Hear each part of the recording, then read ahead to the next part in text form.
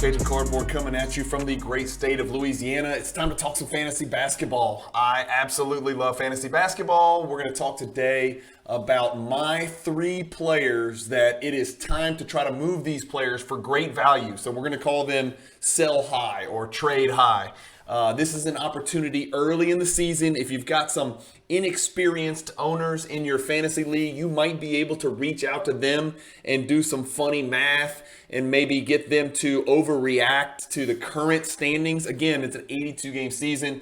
We're like 3, 4, 5 games into the season. So some of these overall fantasy rankings are going to be a little bit skewed. So this might be a good opportunity for you to reach out to some of these naive owners. Yeah, I'm talking about manipulating and coercing and finagling some transactions right now early in the season, using maybe some exaggerated numbers for some of these 3 players we're going to talk about today, where you can move them for maybe some players that are underachieving thus far in this very small sample size, but we know will come around in the end. So I've got 2 videos that are going to come out in close succession. Today's video is going to be 3 sell high players.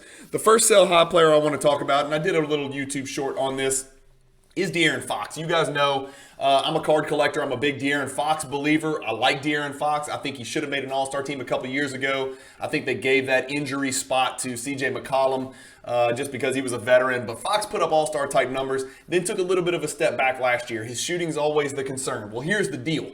Right now, I've got Basketball Monster pulled up, which is the go-to website. If you're not on Basketball Monster and you play fantasy sports, you are playing at a disadvantage. If your owners in your league are on Monster, you are definitely at a competitive disadvantage. I have got the 2022-23 rankings. Again, remember, it's teeny tiny sample size. All these guys have played 3, 4, or 5 games. But look at De'Aaron Fox at number 9 overall right here on the rankings. He's playing 34 minutes a game, 34.6, which is right on the number. He played like 35 last year. He's averaging 31.7.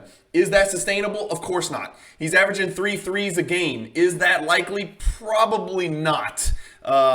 He is averaging 4.8 rebounds a game. Okay. 4.6 assists. He's averaging 5.7 rebounds a game. He's averaging 7 assists. Those are right on the numbers that are typical, and they're going to be there for him. 1.3 steals per game. We know he's a thief on defense and a good defensive player. He's averaging 0.3 blocks. Again, that's not why anybody would draft him in the first place. But here's the kicker, guys. He is shooting 59.4% from the field. We all know that is not sustainable for any perimeter player in the NBA, let alone a player who is not a proficient shooter from a field goal percentage standpoint. Let's click on De'Aaron Fox, and he's shooting 71% from the line. That'll actually probably improve a little bit. But the beauty of Basketball Monsters, you can just pull up. And so we've got down here highlighted is last year. So you can see he's averaging 8.5 more points per game. That's going to come down. He's averaging almost 3 times as many threes. That's going to come down. He's averaging almost 2 more rebounds, more assists, the same steals, the same blocks, but he's shooting almost 60%, and historically he's not been a 50% field goal shooter. He shot 47.3 last year.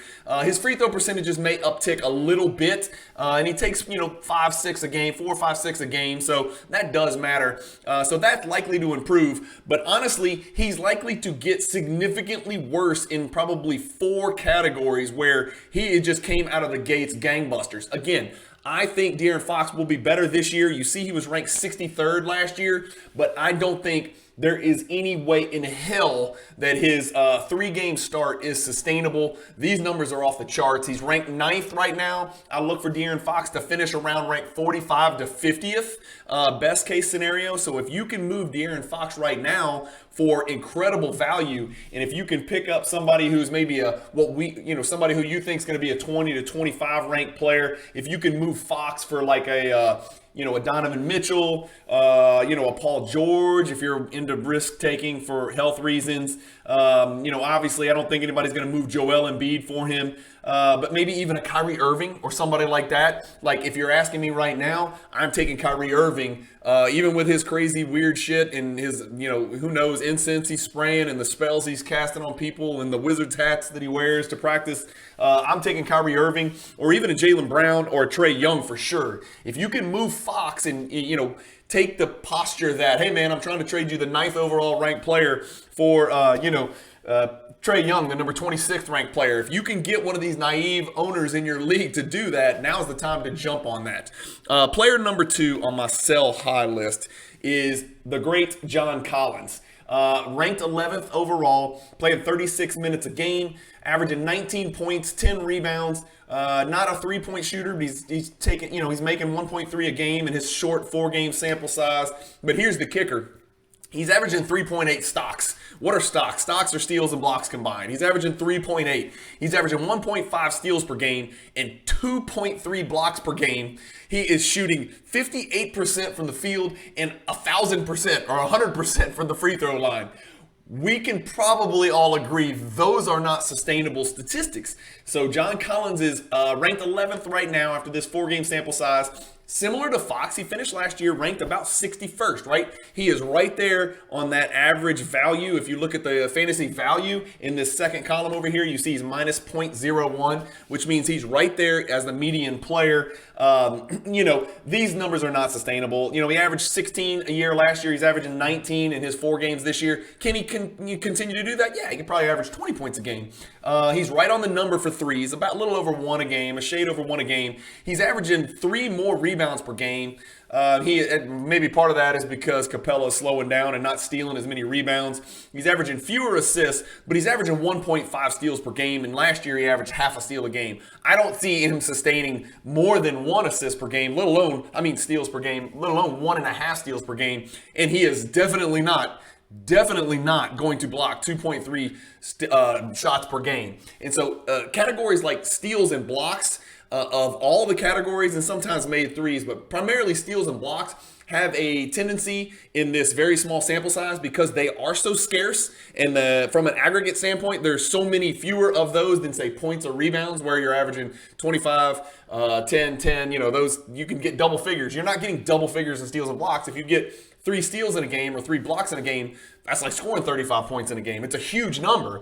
And so this early in the season, if somebody, for instance, John Collins, blocks 10 shots in 4 games, you're going to have a drastically skewed, incomplete, amplified overall player ranking, and that's what we're seeing here. Just like De'Aaron Fox's field goal percentage is affecting his overall ranking, the blocks category and the free throw percentage category and the field goal percentage category is amplifying the real value of John Collins. Those are not sustainable numbers, and for that reason, he is my number 2 sell high candidate. Again, let's be very clear.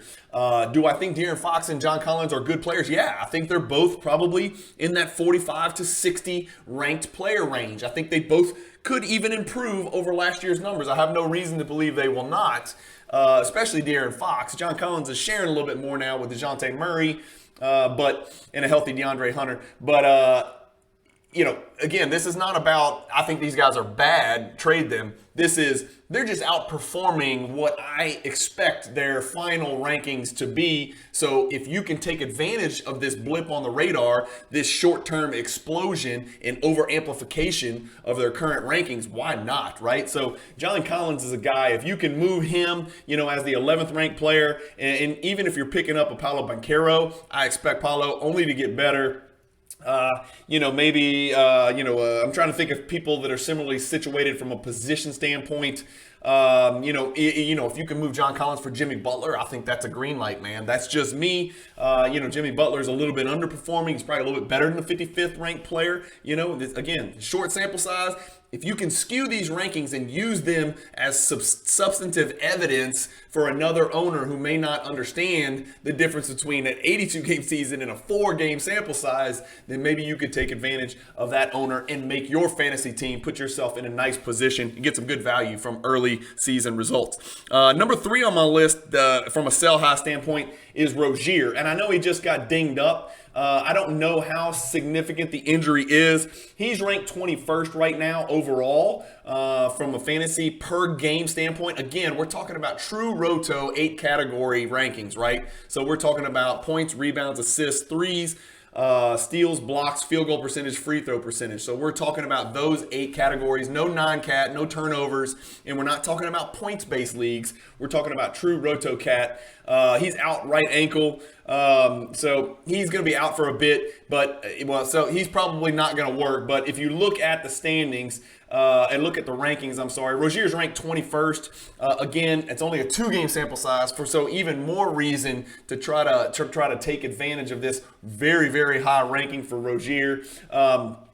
He's averaging 23. If we scroll down here, I don't know. Again, I don't know how long he's out. He was ranked 44th last year. I suspect his numbers are going to go down. I think his numbers in this little 2-game sample size were very, very high because, he's averaging 8.5 assists per game. That ain't going to happen. He averaged 4.5 last year, and he was averaging almost 24 points a game and 3 made threes and 7 rebounds. He's not going to rebound, 7 a game. So last year he was 19, 4, and 4. I suspect he possibly could be 24 and 4, or best case 25 and 5, right? 25 rebounds, 5 assists. That would be great. He's not a great shooter from the field, and he's shown that in these 2 games. But here's the deal. LaMelo Ball's out, right? So his usage rate's going to go through the roof. As you can see, last year his usage rate was 23. This year it's 33 in those little 2 games. So if you can somehow move Terry Rozier on the foundation that, look, he's the 21st ranked player, and get something in value in return, it's certainly worth a shot. Again, that mission may have become more difficult with this apparent injury. So we'll see how that shakes out, and we'll see how quickly Rozier can get back on the court. But I think LaMelo is going to be out for a good stretch of games here, at least a month, or at least 16, 17 games. And so that may appeal to somebody. So those are my 3 sell high guys: De'Aaron Fox, John Collins, and Terry Rozier. There's other guys on here that we could have talked about, but those 3 came to mind. Hopefully you guys enjoyed this video. If you want more fantasy basketball insight and information like this, I've got a bunch coming out, right? We talk about basketball card collecting and investing. We talk about fantasy on this channel.